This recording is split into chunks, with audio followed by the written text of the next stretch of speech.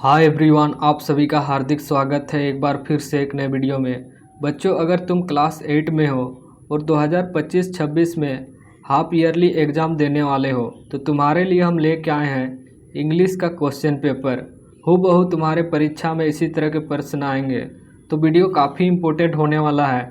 तो वीडियो को शुरू से अंत तक देखना, और अगर चैनल पर नए हो तो चैनल को सब्सक्राइब कर बेल आइकन को दबाना मत भूलना, ताकि तुम्हें सबसे पहले नोटिफिकेशन मिले। तो आइए शुरू करते हैं। तो फुल मार्क्स तुम्हारा रहेगा 60 मार्क्स का। अब आते हैं, पहला सेक्शन रहेगा सेक्शन ए, जो कि है तुम्हारा मल्टीपल चॉइस क्वेश्चन, यानी कि एमसीक्यू टाइप के प्रश्न, जिसमें तुम्हें 4 ऑप्शन दिए रहेंगे और सही ऑप्शन को तुम्हें बताना है। तो यहाँ पे पहला क्वेश्चन पूछा गया है, in the history King John and Abbot of Canterbury, यानी कि King John and the Abbot of Canterbury की कहानी में what was the abbot response when राजा John asked him how dare he live grander style than king, यानी कि जब राजा ने उससे पूछा कि वह राजा से भी भव्य तरीके से रहने की हिम्मत कैसे करता है, तब एबट का जवाब क्या था। Option A, he said he was sorry, क्या उसने कहा कि उसे खेद है। Option B, he said that he was spending nothing but what was his one, या फिर उसने कहा कि वह अपने अलावा कुछ भी खर्च नहीं कर रहा था। या फिर option C, he said that he would change his lifestyle, या फिर उसने कहा कि वह अपने जीवन शैली बदल देगा। या फिर option D, he asked for king for forgiveness, यानी कि उसने अपने राजा से माफ़ी मांगी। तो इसका राइट आंसर हो जाएगा ऑप्शन बी, यानी कि ही said that he was spending nothing but what was his one, यानी कि उसने कहा कि वह अपने अलावा कुछ भी खर्च नहीं कर रहा था। तो ऑप्शन बी इसका राइट आंसर हो जाएगा। अब आते हैं क्वेश्चन नंबर सेकंड पे। तो क्वेश्चन नंबर सेकंड पे यहाँ पे पूछा गया है, what does the phrase darkest evening of the year in poem, यानी कि darkest evening of the year कविता में stopping by woods snowy evening refer, यानी कि stopping by woods snowy evening क्या दर्शाता है। तो ऑप्शन ए पे दिया हुआ है the evening with no moon, यानी कि बिना चांदनी की शाम।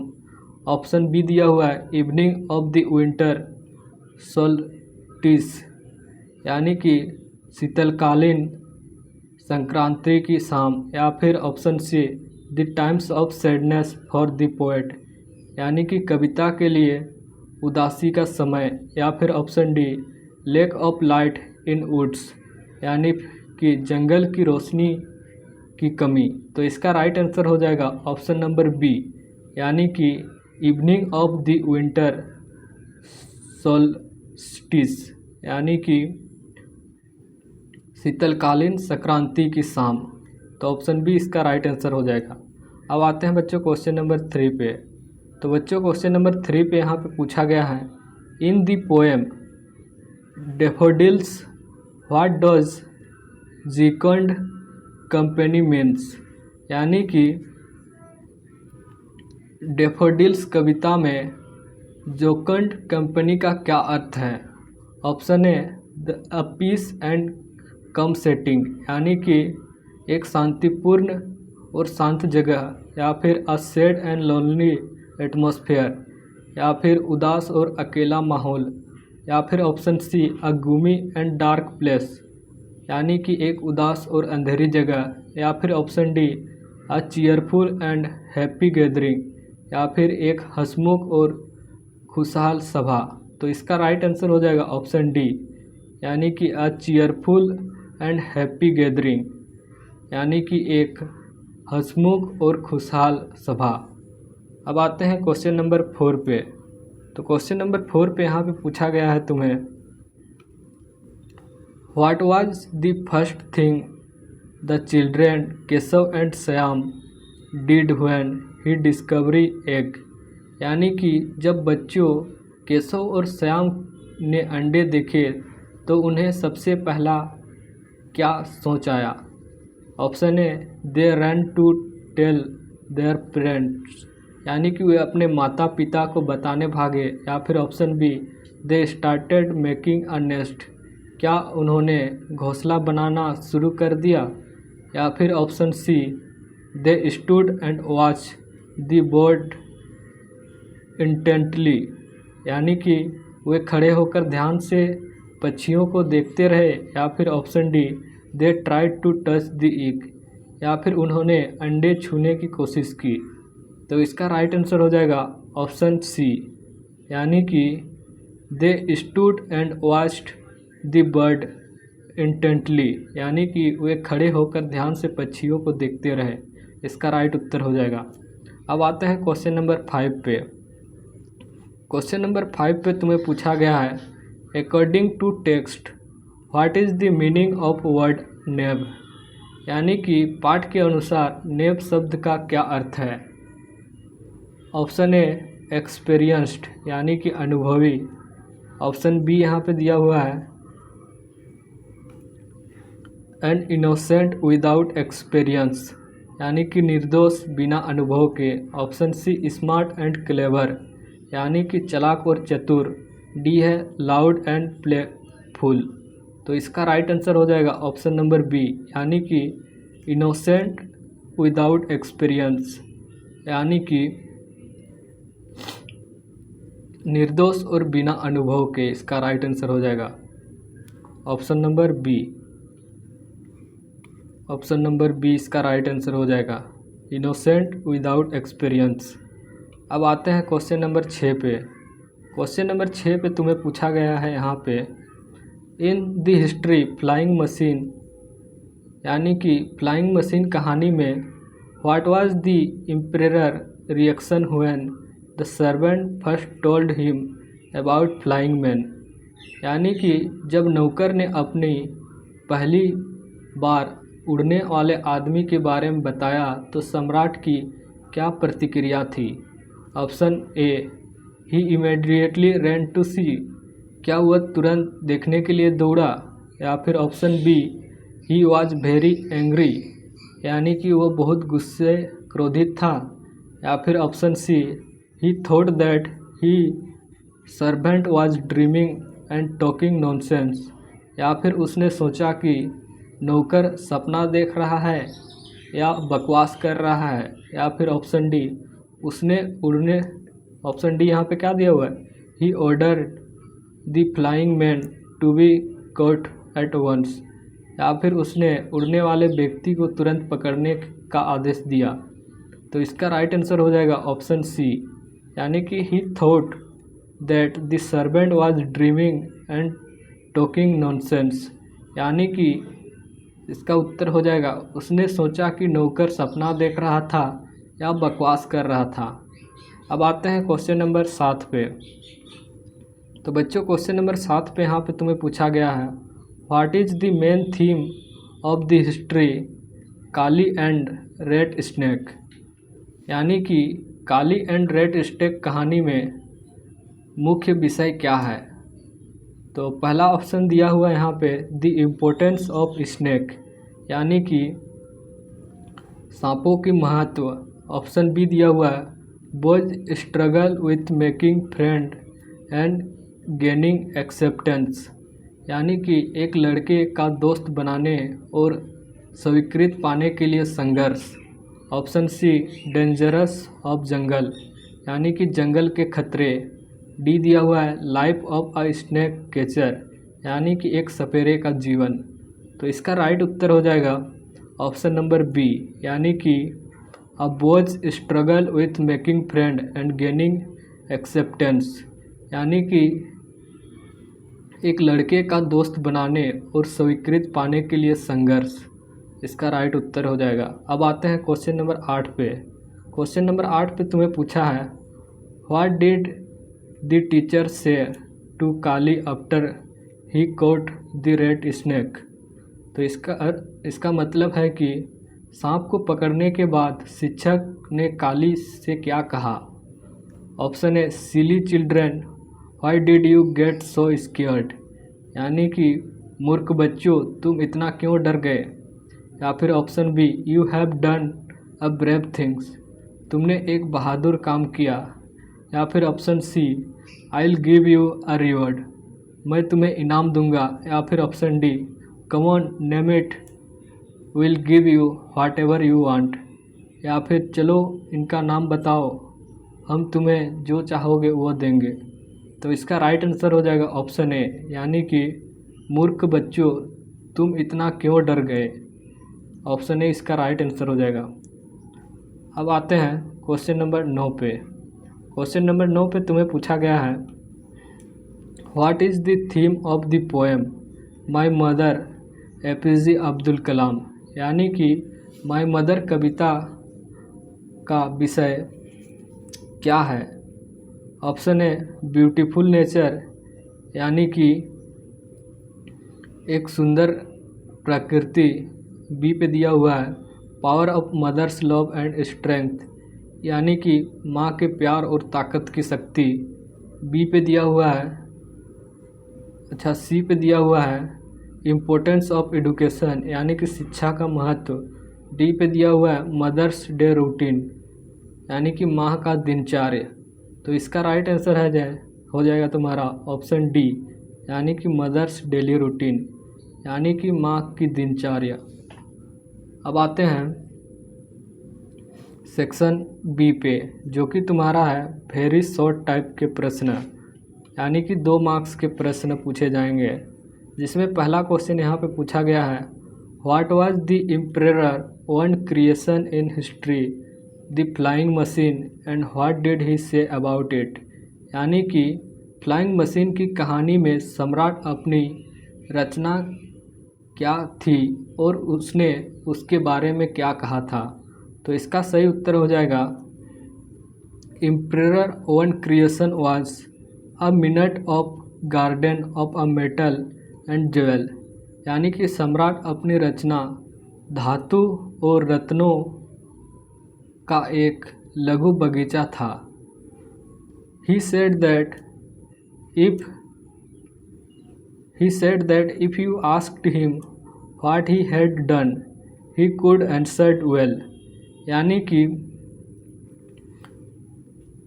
उसने कहा कि अगर कोई उससे पूछता कि उसने क्या किया तो वह अच्छी तरह से जवाब दे सकता था। Explaining that he had made a bird singing and forest murmur showing a purpose of his innovation, यानी कि यह समझाते हुए कि उसने पक्षियों को गाना और जंगलों को गुनगुनाना सिखाया है, जिससे उससे आविष्कार उद्देश्य पता चलता है। अब आते हैं क्वेश्चन नंबर 2 पे। तो क्वेश्चन नंबर 2 में तुम्हें पूछा गया है, what did the abbot do after failing to answer king questions, यानी कि राजा के प्रश्न का उत्तर देने से विफल रहने के बाद एबर्ट ने क्या किया। तो इसका राइट उत्तर हो जाएगा after failing to answer the question, यानी कि प्रश्न का उत्तर देने में विफल रहने के बाद abbot rode to famous university of Oxford and Cambridge, यानी कि एबर्ट प्रसिद्ध विश्वविद्यालय ऑक्सफोर्ड और कैम्ब्रिज के लिए रवाना हो गया। When he found no answer there, जब उसने कोई जवाब नहीं मिला। He sadly rode home to bid his friend, यानी कि वह दुखी होकर अपने दोस्तों and brave knight goodbye, यानी कि बहादुर शूरवीरों की अलविदा कहने के लिए घर वापस चला गया। As he had less than a week to life, यानी कि क्योंकि उसके पास जीने के लिए 1 सप्ताह से भी कम समय बचा था। अब आते हैं क्वेश्चन नंबर 3 पे। तो क्वेश्चन नंबर 3 पे यहाँ पे पूछा गया है, according to poem stopping by the wood on sunny evening, यानी कि stopping by woods on sunny evening कविता के अनुसार what 2 things make the horse think the right stop to queer. तो इसका उत्तर हो जाएगा तुम्हारा the horse think the stop is a queer, यानी कि घोड़े को लगता है कि रुकना अजीब है। Because there is no farm house near and they stopping between woods and frozen lake, यानी कि क्योंकि वह कोई फार्म हाउस के पास नहीं था और वे जंगल और एक जमी हुई झील के बीच ही रुक रहे हैं। तो इस तरह होगा तुम्हारा क्वेश्चन नंबर 3 का आंसर। अब आते हैं क्वेश्चन नंबर 4 पे। क्वेश्चन नंबर 4 पे पूछा गया है how did village react when Kali father introduce himself as a snake catcher on first day of school, यानी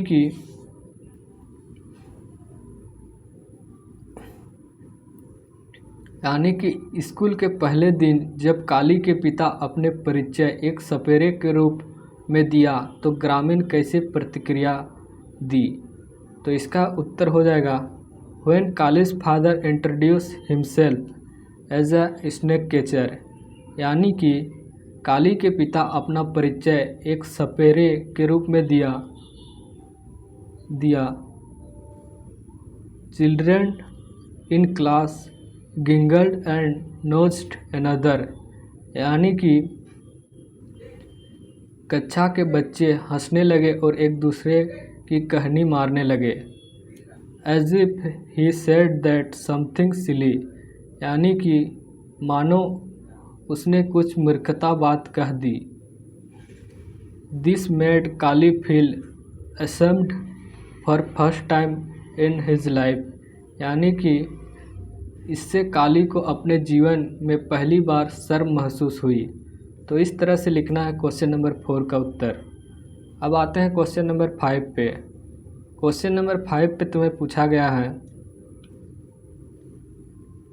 from the poem daffodils what does the poet means by a poet could not by a gay, यानी कि डैफोडी कविता में कवि a poet couldn't by a gay का क्या मतलब है।